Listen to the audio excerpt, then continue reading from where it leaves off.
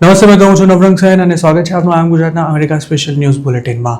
ગુરુવાર એપ્રિલ 30ના બુલેટિનમાં જોઈશું નકલી FBI એજન્ટ બનીને પૈસા લેવા ગયેલો એક ગુજરાતી કઈ રીતે પોલીસના હાથમાં આવી ગયો તેના સમાચાર જાણીશું. ચિક્કાર દારૂ પીને કાર ચલાવી એક શખ્સને ઉડાવી મારનારા ગુજરાતી લબરમુછિયાના કેસમાં કયા નવા અપડેટ્સ આવ્યા તેમજ કોર્ટે તેના પર મુકાયેલા બોન્ડની રકમમાં કેટલો વધારો કર્યો છે તેની માહિતી અને સાથે જ ઇલીગલ ગેમિંગ મશીનના ધંધામાં $7 મિલિયન કમાણી કરી તેનો વહીવટ કરી દેનારા રાહુલ પટેલ નામના ગુજરાતીને હવે કેટલા વર્ષ જેલની સજા થઈ શકે છે તેનો રિપોર્ટ અને ટેક્સાસમાં એક સ્ટોરમાં લાગેલી આગમાં કયા સંજોગોમાં મોતને ભેટ્યા ઇન્ડિયન એમ્પ્લોય અને સ્ટોરનો ઓનર તેની વિગતો તેમજ છેલ્લે અમેરિકાએ ઈરાન વોરમાં અત્યાર સુધી કેટલા $1 બિલિયન ધુમાડો કરી નાખ્યો તેની વાત આજના આ બુલેટિનમાં.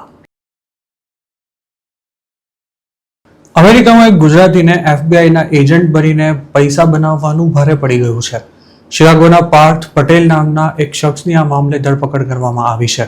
22 વર્ષનો આ ગુજરાતી જે સ્કેમમાં સામેલ થયો હતો તેમાં ઇલિનોયની લી કાઉન્ટીના પોપો વિલેજમાં રહેતા એક શખ્સ પાસેથી $40,000 પડાવવામાં આવ્યા હતા અને બીજા $28,500ની ડિમાન્ડ કરવામાં આવી હતી.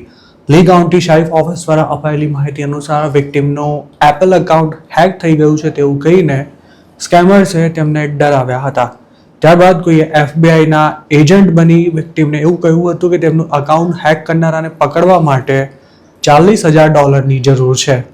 એપ્રિલ 17ના રોજ વિક્ટિમે સ્કેમર્સ દ્વારા મોકલવામાં આવેલા શખ્સને $40,000 આપ્યા હતા પણ ત્યારબાદ આ કહેવાતા FBI એજન્ટે ફરી વિક્ટિમનો કોન્ટેક્ટ કરી $28,500 પડાવવાનો પ્રયાસ કર્યો હતો. આખરે ગત રવિવારે આ મામલો લોકલ પોલીસ સુધી પહોંચ્યો હતો અને ત્યારબાદ સ્કેમરને પકડવા માટે એક સ્ટિંગ ઓપરેશન સેટ કરવામાં આવ્યું હતું જેમાં બીજા જ દિવસે પાર્થ સી પટેલ નામનો 22 વર્ષીય આરોપી પકડાઈ ગયો હતો. જોકે પાર્થ પટેલ વિક્ટિમના ઘરેથી પૈસા ભરેલું પાર્સલ લેવા માટે ગયો ત્યારે પકડાયો હતો કે પછી બીજા કોઈ લોકેશન પરથી તેની ધરપકડ કરાઈ હતી તેની કોઈ વિગતો હાલ શેર કરવામાં નથી આવી. વિક્ટિમ પાસે અગાઉ જ્યારે $40,000 પડાવાયા ત્યારે પાર્થ જ તેમના ઘરે ગયો હતો કે નહીં તે પણ નથી જણાવાયું. ધરપકડ બાદ પાર્થને લી કાઉન્ટીની જેલમાં લઈ જવામાં આવ્યો હતો. તેના પર ખોટી ઓળખ આપી $10,000થી વધુ અને $1 લાખથી ઓછી રકમની ચોરી કરવાનો ક્લાસ 2 ફેલોની તેમજ ચોરીના પ્રયાસનો ક્લાસ 3 ફેલોની ચાર્જ લગાવવામાં આવ્યો છે. પાર્થ પટેલને મંગળવારના રોજ જેલમાંથી રિલીઝ કરી દેવામાં આવ્યો હતો. તેની કોર્ટ હિયરિંગ મે 21ના રોજ હાથ ધરાશે. જોકે નકલી FBI એજન્ટ બનીને કોઈના ઘરે પૈસા લેવા ગયેલો પાર્થ અમેરિકામાં કયા સ્ટેટસ પર રહે છે તેની કોઈ વિગતો હાલ પોલીસ દ્વારા શેર કરવામાં નથી આવી. તેણે આવા બીજા કોઈ કાંડ પણ કર્યા છે કે કેમ તેની પણ હાલ તપાસ ચાલુ છે. આવા કેસમાં તપાસના ભાગરૂપે આરોપીનો ફોન પણ જપ્ત કરી લેવાતો હોય છે અને આ પાર્સલ કાંડમાં જેટલા પણ ગુજરાતીઓ અત્યાર સુધી પકડાયા છે તે તમામના કેસમાં મોબાઈલ ફોનમાંથી મળેલા ચેટ રેકોર્ડ સહિતના પુરાવા જ સૌથી મહત્વના સાબિત થયા હતા. પાર્થ પટેલ પર જે આરોપ લગાવાયા છે તે બંને ફેલોની છે. તેમાં ક્લાસ 2 ફેલોની ચાર્જમાં ગુનો સાબિત થવા પર આરોપીને 7 વર્ષ સુધીની જેલની સજા થઈ શકે છે જ્યારે ક્લાસ 3 ફેલોનીમાં 2 થી 5 વર્ષની જેલની સજાની જોગવાઈ છે. આ બંને ક્રાઇમમાં $25,000 સુધીનો દંડ પણ થઈ શકે છે અને વિક્ટિમે જેટલી રકમ ગુમાવી છે તે પણ આરોપીએ તેમને પરત ચૂકવવી પડે છે. પાર્થ પટેલ પર જે આરોપ લાગ્યા છે તે ડિપોર્ટેબલ ક્રાઇમની કેટેગરીમાં આવે છે. મતલબ કે જો તે US સિટીઝન નહીં હોય તો તેને આ ગુનામાં ડિપોર્ટ થવાની નોબત પણ આવી શકે છે. પાર્સલ કાંડમાં ફસાવાયેલા અમેરિકન્સ પાસેથી અત્યાર સુધી ધરપકડનો ડર બતાવીને કે પછી બેંક એકાઉન્ટની સિક્યોરિટી કોમ્પ્રોમાઇઝ થઈ છે તેવું કહીને કેશ અથવા ગોલ્ડ પડાવાતા હતા. જોકે FBIના એજન્ટ બની કોઈની પાસેથી આરોપીને પકડવા માટે પૈસા આપવા પડશે તેવું કહીને માલ પડાવાયો હોય તેવો કદાચ આ પહેલો કેસ છે. પાર્સલ કાંડમાં અમેરિકન્સ દર વર્ષે બિલિયન્સ ઓફ ડોલર્સની કેશ અને ગોલ્ડ ગુમાવે છે અને આ કાંડમાં ગુજરાતી સહિતના ઢગલાબંધ ઇન્ડિયન્સ અરેસ્ટ થઈ ચૂક્યા છે.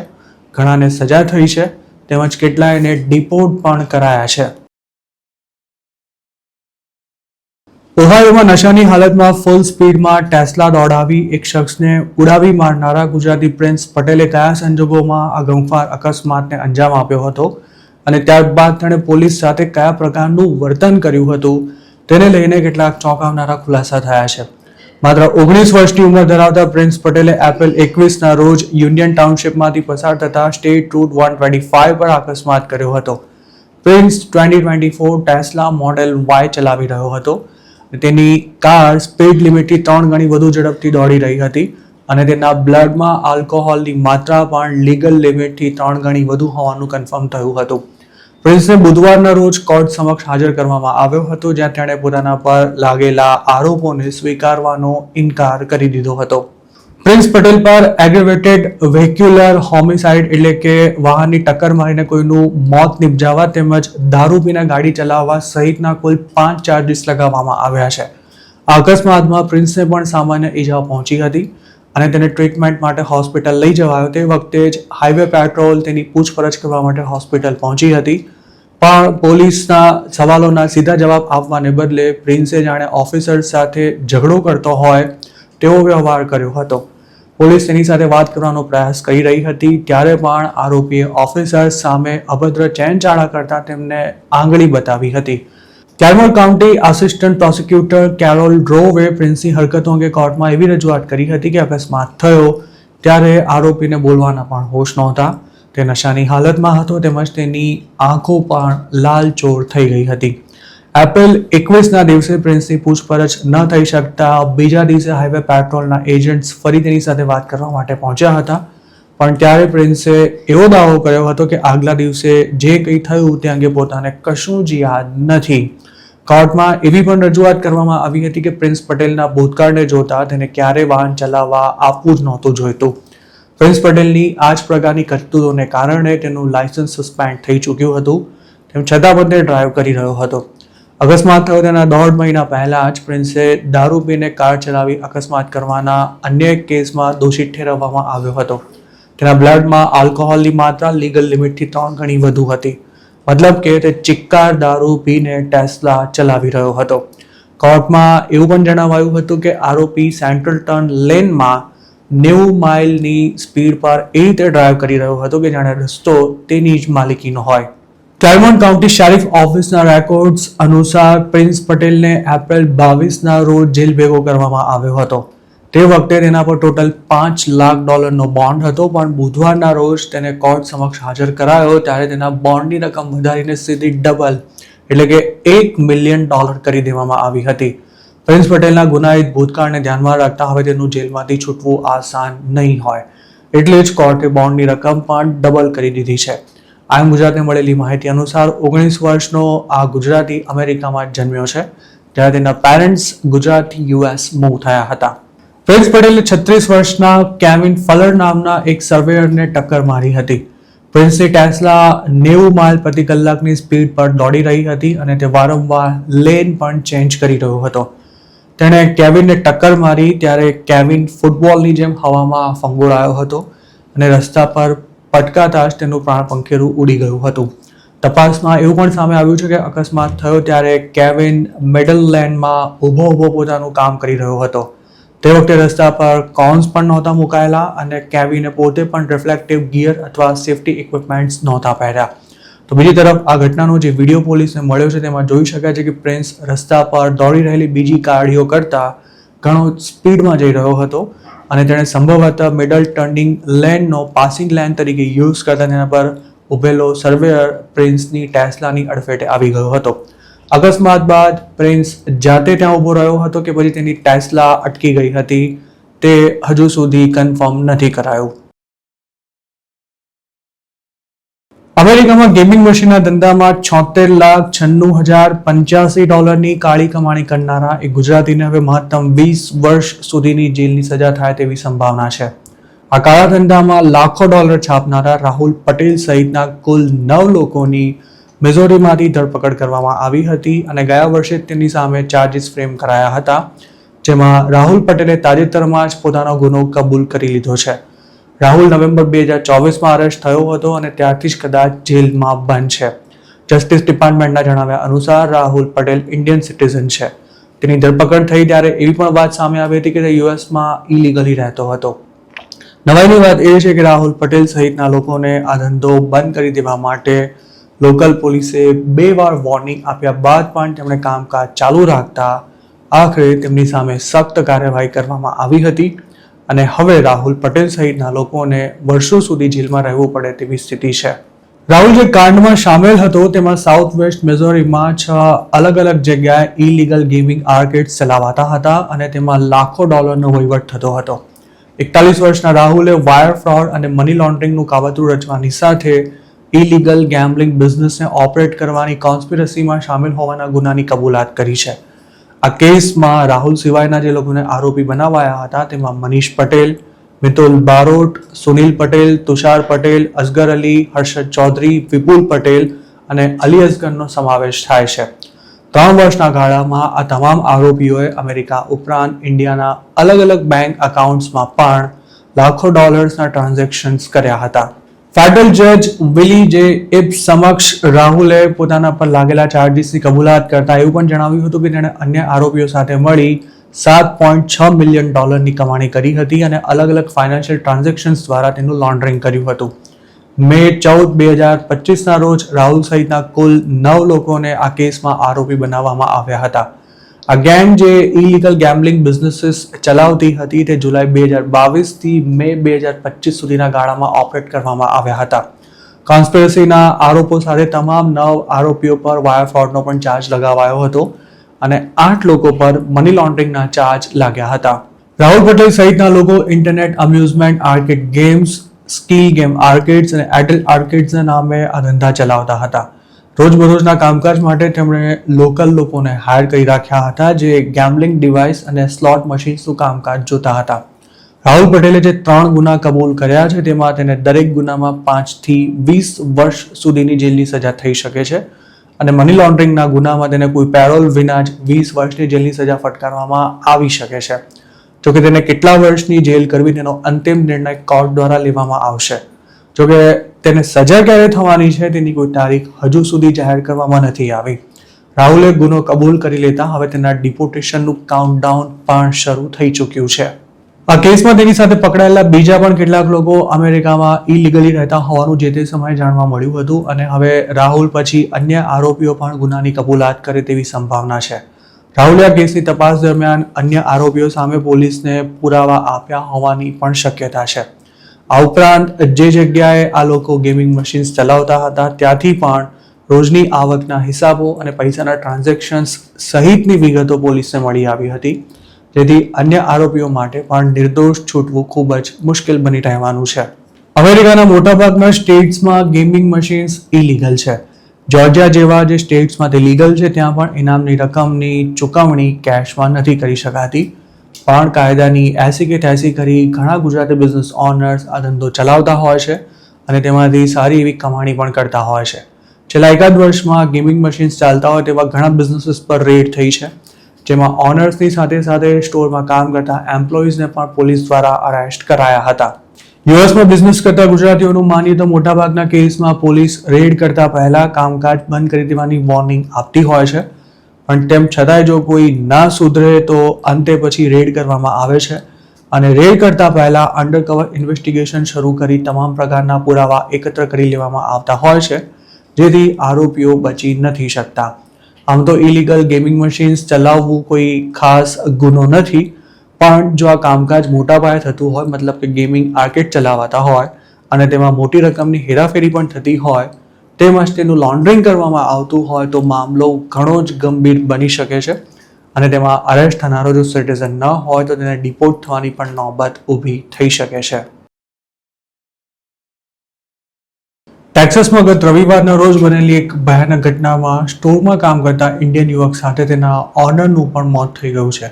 ડિકાસ કાઉન્ટી શેરિફ ઓફિસના જણાવ્યા અનુસાર રવિવારે સવારે ક્વીન સિટીમાં આવેલા ટ્રક સ્ટોપ એન્ડ ઇન્ડિયન રેસ્ટોરન્ટમાં આગ ફાટી નીકળી હતી, જેમાં 2 લોકોના મોત થઈ ગયા હતા. ક્વીન સિટી નજીક હાઈવે 59 પર આવેલા Poonch truck stop and Indian રેસ્ટોરન્ટમાં આગ લાગી હોવાનો સવારે 5 વાગે મેસેજ મળ્યો હતો.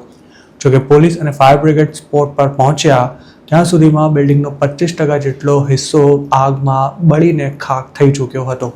આ ઘટનામાં મોતને ભેટેલા બંને લોકોની બોડી 2nd ફ્લોર પરથી મળી આવી હતી. મૃતકની ઓળખ સુખવિન્દર સિંહ તરીકે કરવામાં આવી છે, જેની ઉંમર માત્ર 22 વર્ષ હતી અને તે મૂળ હરિયાણાના કરનાલનો હતો. જ્યારે તેના ઓનરનું નામ વિક્રાંત હતું અને તે પંજાબી હતું તેમજ યુએસમાં ગ્રીન કાર્ડ હોલ્ડર હતો.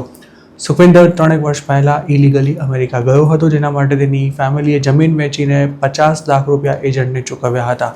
સુખવિન્દર આ સ્ટોર કમ રેસ્ટોરન્ટમાં મેનેજર તરીકે કામ કરતો હતો. 12મા ધોરણ સુધી અભ્યાસ કર્યા બાદ અમેરિકા ચાલ્યો ગયેલો આ યુવક તેના માતા પિતાનો એકનો એક દીકરો હતો. મૃતકના પિતાએ આ અંગે મીડિયા સાથે વાત કરતા જણાવ્યું હતું કે તે દિવસે કસ્ટમર્સનો રશ વધારે હોવાથી સુખવિન્દરે પોતાના ઓનરને પણ બોલાવી લીધા હતા. સ્ટોર બંધ થયો ત્યારબાદ આ બંને બીજા માળ પર હતા ત્યારે જ અચાનક આગ ફાટી નીકળી હતી અને બંનેમાંથી કોઈને પણ બચીને ભાગવાનો મોકો નહોતો મળ્યો. સુખવિન્દરના પરિવારજનો દીકરાના અંતિમ સંસ્કાર ઇન્ડિયામાં થાય તેવું ઈચ્છે છે અને તેની બોડીને પરત લાવવા માટે તેમણે સરકાર અને સામાજિક સંસ્થાઓની મદદ માંગી છે. એવું પણ જાણવા મળ્યું છે કે વિક્રાંતની બોડી અમેરિકામાં જ રહેતા તેના ભાઈએ ઓળખી હતી, જ્યારે સુખવિન્દરની બોડી ઓળખી શકાય તેવી હાલતમાં ન રહી હોવાથી DNA રિપોર્ટ દ્વારા તેની આઈડેન્ટિટી કન્ફર્મ કરવામાં આવશે. તેના પિતા શિષપાલનું માનીએ તો દીકરાએ અમેરિકા જવાની જીદ પકડી ત્યારે તેને મનાવવા માટે પોતે ઘણા પ્રયાસ કર્યા હતા, પણ સુખવિન્દર કોઈ પણ ભોગે અમેરિકા જઈ ફેમિલીની આર્થિક સ્થિતિને સુધારવા માંગતો હતો. સુખવિન્દરનું કહેવું હતું કે જો તે અમેરિકા સેટલ થઈ જશે તો તેના પરિવારને કોઈ વાતનું દુઃખ નહીં રહે. ખૂબ જ લાંબા સંઘર્ષ અને અનેક દેશોમાં ભટક્યા બાદ સુખવિન્દર 2023માં યુએસ પહોંચ્યો હતો. મૃતક સુખવિન્દર ઘણા સમયથી ટેક્સાસમાં હતો અને વિક્રાંતને ત્યાં જ જોબ કરતો હતો. પોતાના ઓનર વિક્રાંત સાથે તેને ખાસ સંબંધો હતા. સુખવિન્દર જ્યાં કામ કરતો હતો તે જ સ્ટોરમાં સૂઈ જતો હતો. આગ લાગી ત્યારે પણ સુખવિન્દર અને સ્ટોરનો ઓનર વિક્રાંત કામથી પરવારીને સૂઈ ગયા હતા અને કદાચ ઊંઘમાં જ તેમનું મોત થઈ ગયું હતું. તેમના સિવાય એક ત્રીજો શખ્સ પણ અહીં કામ કરતો હતો, પરંતુ તે કોઈ કામથી સાંજે બહાર ગયો હતો અને આગ લાગી ત્યારે તે સ્ટોર પર હાજર નહોતો. જોકે દુર્ઘટનાની જાણ થઈ ત્યારે જ તે પહોંચી ગયો હતો અને તેણે જ સુખવિન્દરની ફેમિલીને આ અંગે ફોન કરીને જાણ કરી હતી. અમેરિકાએ ઈરાન વોરમાં $25 બિલિયન ફૂંકી માર્યા હોવાનો ખુદ ડિફેન્સ સેક્રેટરી પીટ હેક્સેટે સ્વીકાર કર્યો છે. ટ્રમ્પ સરકાર અત્યાર સુધી આ વોરમાં થયેલા ખર્ચાની વિગતો આપવાનું ટાળી રહી હતી, પણ બુધવારના રોજ બજેટ હિયરિંગમાં પીટ હેક્સેટે પોતાને પૂછાયેલા એક સવાલનો જવાબ આપતા વોરમાં અત્યાર સુધીમાં $25 બિલિયન ખર્ચાઈ ગયા હોવાનું જણાવ્યું હતું. આ યુદ્ધમાં 14 અમેરિકન સૈનિકોના મોત થયા છે તેમજ ડઝનબંધ એરક્રાફ્ટ અને હેલિકોપ્ટર્સ પણ તબાહ થઈ ગયા છે. ટ્રમ્પ એડમિનિસ્ટ્રેશને આવતા વર્ષ માટે $1.45 ટ્રિલિયન ડિફેન્સ બજેટ ડ્રાફ્ટ કર્યું છે અને તેના માટે જ આ હિયરિંગ યોજાઈ હતી. આ બજેટ અપ્રૂવ કરવા માટે બંને પક્ષોના લો મેકર્સનું અપ્રુવલ જરૂરી છે, પણ આ રૂટીન હિયરિંગ પીટ હેક્સેટને પૂછાયેલા સવાલોને કારણે હાઈ વોલ્ટેજ ડ્રામા સમાન બની ગઈ હતી અને હેક્સેટે યુદ્ધમાં થયેલા ખર્ચા અંગે સવાલ પૂછનારા લો મેકર્સની આકરા શબ્દોમાં ટીકા પણ કરી હતી. કેલિફોર્નિયાના ડેમોક્રેટિક લો મેકર જ્હોન ગેમેન્ડીએ હેક્સેટને ઘેરતા એવો આક્ષેપ કર્યો હતો કે સરકાર પહેલા જ દિવસથી યુદ્ધ અંગે જૂઠાણા ચલાવી અમેરિકાના લોકોને ગેરમાર્ગે દોરી રહી છે. તેમણે એવા પણ સવાલ કર્યા હતા કે જો ઈરાનની મિલિટરી ક્ષમતા ખતમ થઈ ગઈ હોય તો હજુ સુધી હોર્મુઝની ખાડી બંધ કેમ છે. ઈરાન વોરને 2 મહિના થઈ ચૂક્યા છે.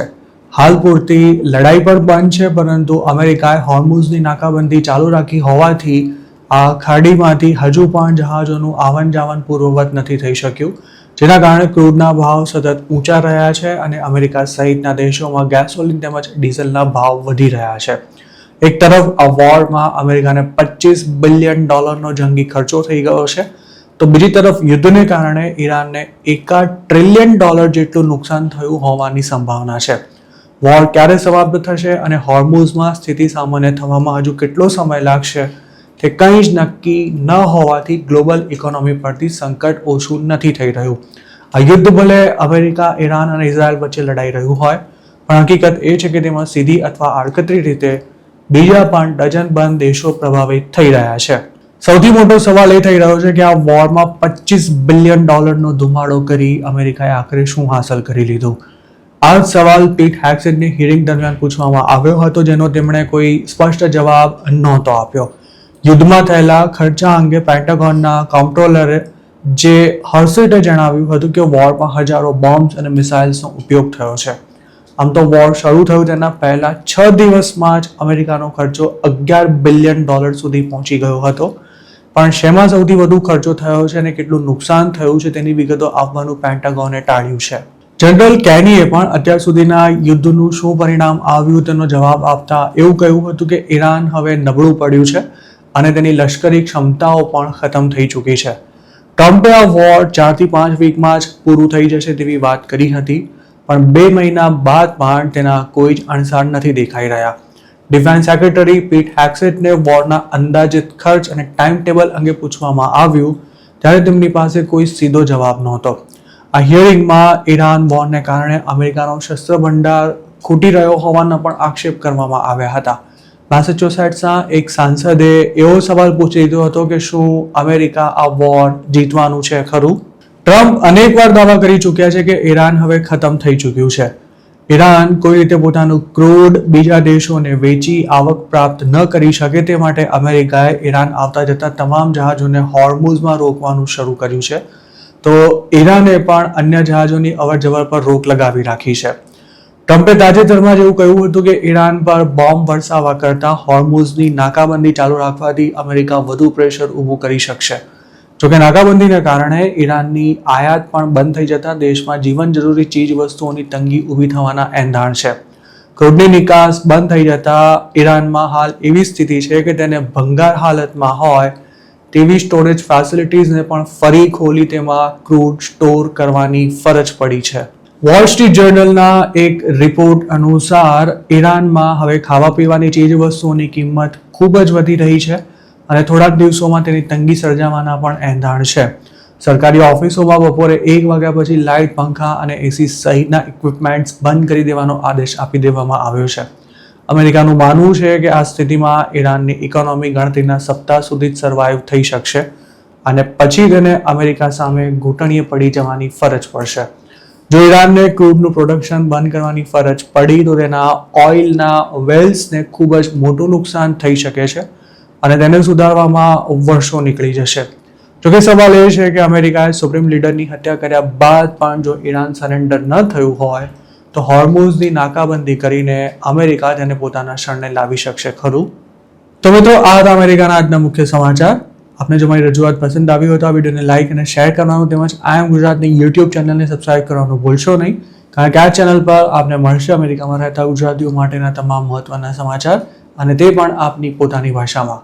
આપ જો મારી સાથે કોઈ ટિપ શેર કરવા માંગતા હો તો હાલ સ્ક્રીન પર દેખાડેલા વોટ્સએપ નંબર પર પણ અમારો સંપર્ક કરી શકો છો. આપની ઓળખ ગુપ્ત રાખવામાં આવશે.